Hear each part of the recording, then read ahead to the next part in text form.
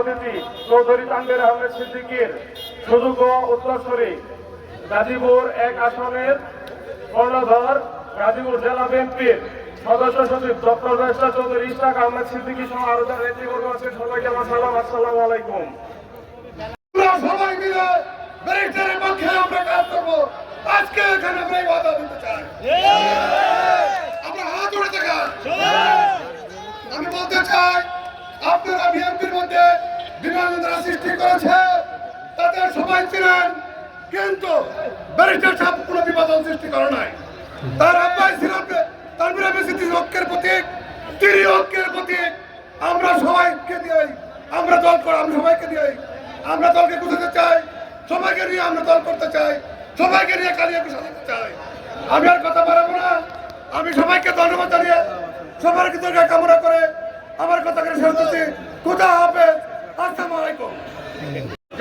মুসলমানদেরকে হেফাজত ফরমান, আমাদের দেশের জন্য শান্তির ফয়সালা করে দেন, করে এলাকা প্রতিবাদ করে দেন, করে করে সকলকে নামাজি বানায় দেন, এলাকার সকলকে মসজিদের নিতাকাঙ্ক্ষী বানায় দেন, আমাদের সকলকে পাক্কা নামাজি বানায় দেন।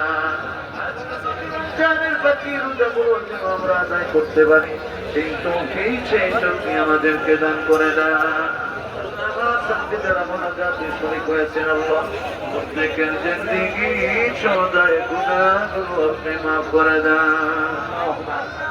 সকলকে আপনি করে দেন। আল্লাহ জীবনে একবার হলেও আপনি আমাদের সকলকে স্বপ্নে দেবে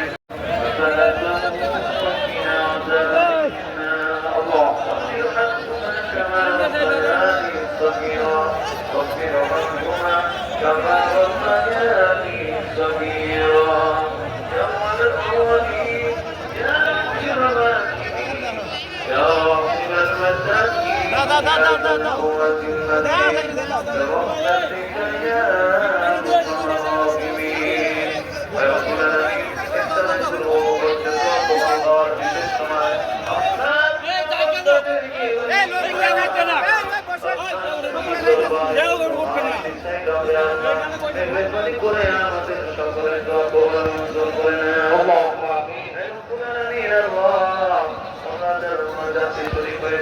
আল্লাহ আমাদের সকলের দোয়া কবুল করে নেন।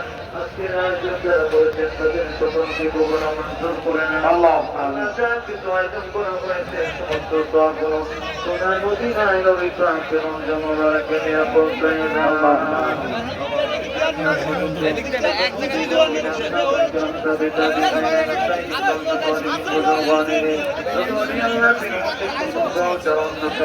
তুমি আছেন আল্লাহ, সকলের খবর গুলো জান্নাতের বাগান বানায় দেন। আয় রব্বুল আলামিন, আল্লাহ শহীদ জিয়াউর রহমান সহ তার পরিবারের যারা দুনিয়াতে বেঁচে আছেন, আল্লাহ শহীদ জিয়াউর রহমান সহ তার পরিবারের যারা দুনিয়া থেকে বিদায় হয়ে গেছেন, আল্লাহ সকলের কবর গুলোকে জান্নাতের বাগান বানায় দেন। আল্লাহ বিশেষ করে বেগম খালেদা জিয়া সহ যদি দেখার তৌফিক দিয়া দেন। সকলকে হাত করে দেন। এই মুহূর্তে কত মানুষ জিয়ারত রয়েছে।